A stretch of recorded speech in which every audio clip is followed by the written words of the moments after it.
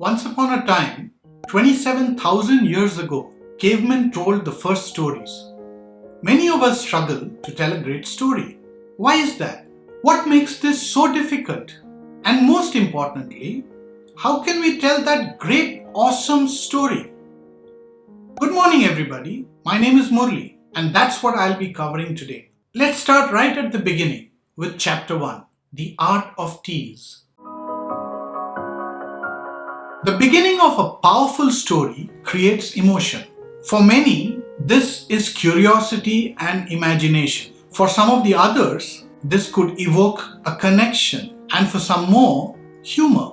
These days, stories are told even before they're actually shown. How? Let's take a movie. A movie begins with a title, a poster, a trailer, a combination of power words, pictures, and movies arouse imagination. These elements become teasers of what is to come. If you take Apple as an example, Apple is a secretive company. Secrets create a sense of mystery. Curiosity and imagination are not far behind. The anticipation of what is to follow and trying to read between the lines becomes second nature. Sometimes you only have the opportunity of words. Your opening sentences are the ones that leave that mark. Short stories have less time to convince. You have 10 minutes in a 2-hour movie, 5 minutes in an hour's presentation, and a few minutes on a YouTube video to leave an impression.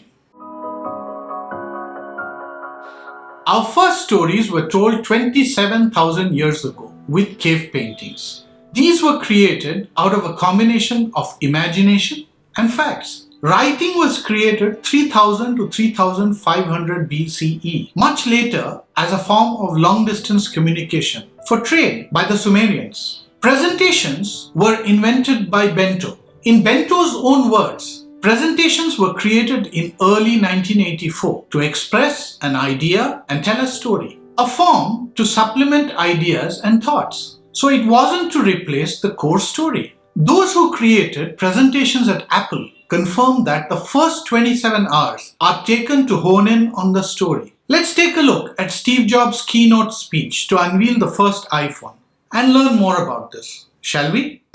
This is a day I've been looking forward to for 2.5 years.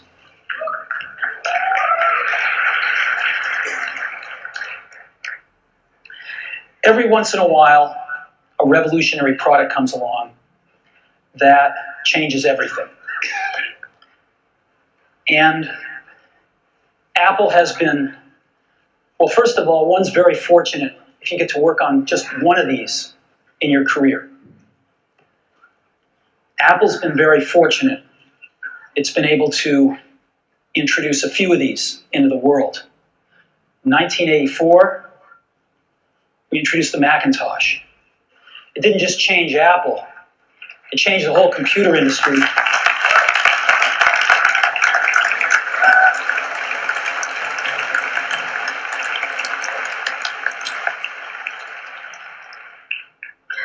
In 2001, we introduced the first iPod.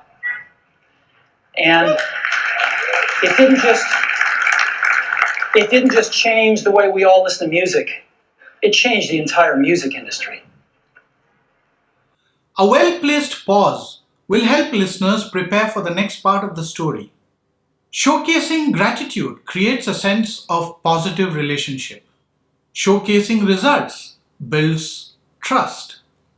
There were no slides used to tell this part of the story. Did you notice that? By the end of the first minute, Steve Jobs had built suspense, drama, positive relationship, and trust as the first part of the message. Now, let's continue to see what he said next. Well, today, we're introducing 3 revolutionary products of this class. The first one is a widescreen iPod with touch controls.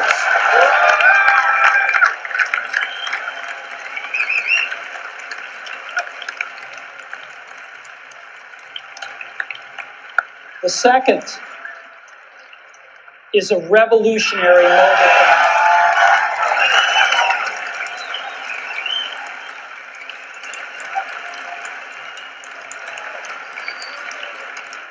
And the third is a breakthrough internet communications device. So, three things: a widescreen iPod with touch controls, a revolutionary mobile phone, and a breakthrough internet communications device. An iPod, a phone,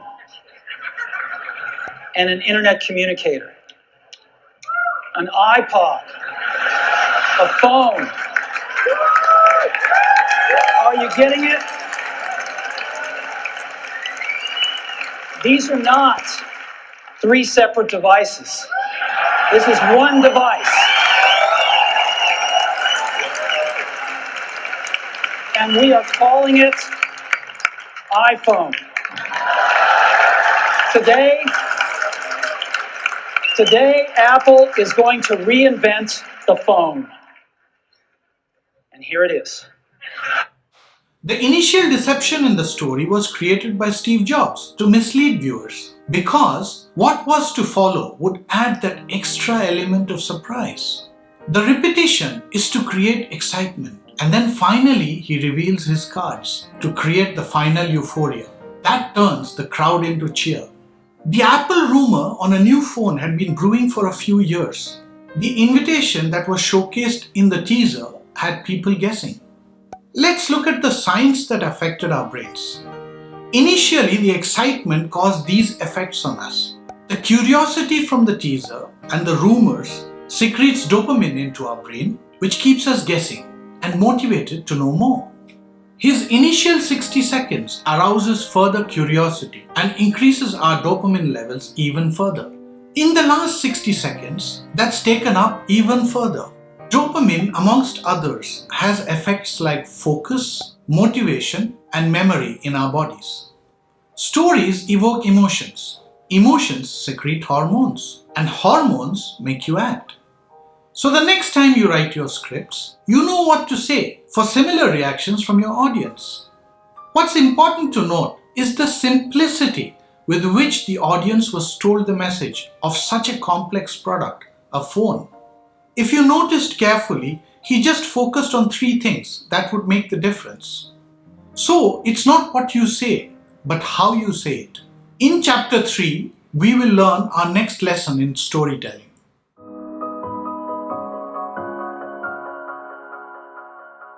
In 2004, Barack Obama stood as an Illinois state senator and delivered his keynote address to the Democratic National Convention in Boston. At that time, he was a relatively unknown person to the larger American population. That speech paved the way to become the future president. Let's roll the clip, shall we? There are some powerful statements he made during that speech. Tonight is a particular honor for me because, let's face it, my presence on this stage is pretty unlikely. My father was a foreign student, born and raised in a small village in Kenya. My parents shared not only an improbable love, they shared an abiding faith in the possibilities of this nation. I stand here knowing that my story is part of the larger American story, that I owe a debt to all of those who came before me, and that in no other country on earth is my story even possible. Alongside our famous individualism, there's another ingredient in the American saga, a belief that we're all connected as one people. If there is a child on the south side of Chicago who can't read, that matters to me even if it's not my child.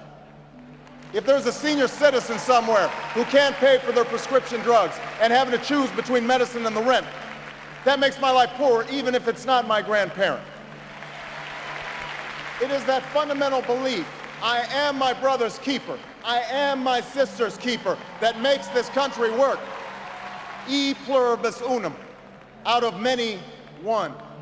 Now, even as we speak, there are those who are preparing to divide us. The spin masters, the negative ad peddlers, who embrace the politics of anything goes.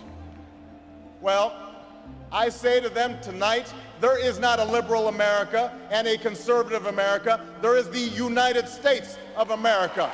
There is not a black America and a white America and Latino America and Asian America. There's the United States of America.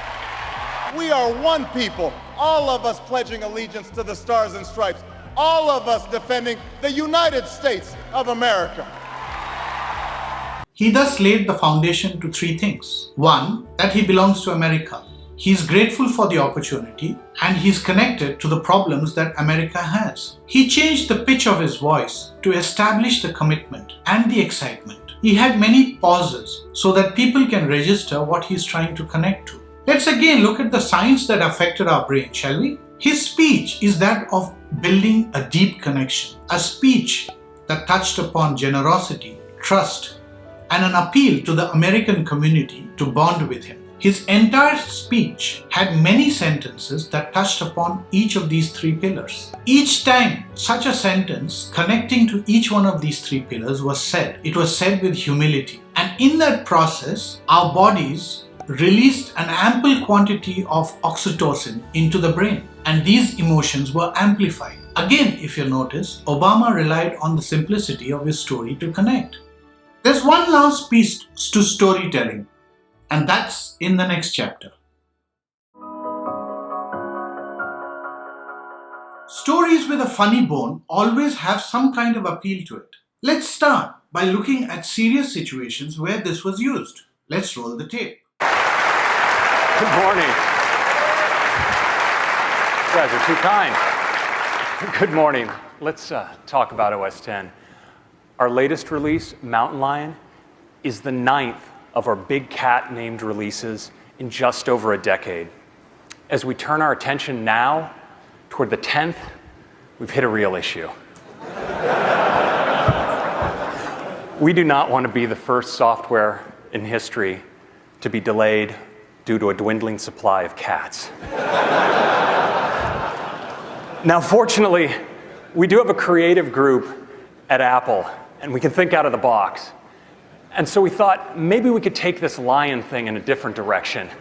So I'm proud to present to you today OS X Sea Lion. What do you think?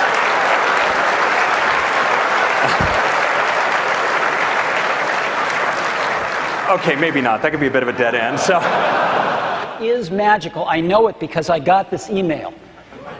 I was sitting in a cafe with my iPad, and it got a girl interested in me. As you can see, you can poke fun at yourself. You can poke fun at a dilemma. You can poke fun at a problem. You can poke fun at a process. You can poke fun for working hard. You can poke fun for having a bad fail. Or you can poke fun at anything else.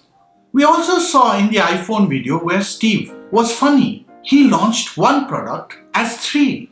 Adding a funny bone to your story has many effects to the story. Primarily, the story sticks if you can get the audience to laugh. And in terms of effects, it brings out creativity, relaxes people, and provides focus from the participants towards the presenter. If you go back to science, this has been made possible by the excess secretion of endorphins. Now that you have all three formulas, dopamine, oxytocin, and endorphins, you know what gives you what effect.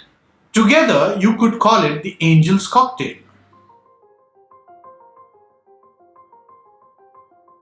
In summary, when you prepare your story, look for the bigger picture. Keep it simple so that people can understand. There are three important pieces of the puzzle. Know the audience that you're going to speak to. This will provide you with a direction around what story will be the most appealing to them. Second, ask yourself, what is the emotion that you'd like to create? And those are outlined in the diagram. Is it curiosity? Is it a connection? Or is it humor? Or is it a combination of a few? Then you'll know how to craft your story. If your story sticks, then you can induce the hormones into the audience successfully. Last but not least of all, do remember that success is based on practice, on revision, and on hard work. You can't expect success without experimenting and active learning based on feedback. So what's your next story going to be? And who's your audience? Leave your comments in the section below. Do subscribe to the channel and hit the bell icon. I'll post similar interesting videos every week. See you guys next week in another exciting video. Bye for now.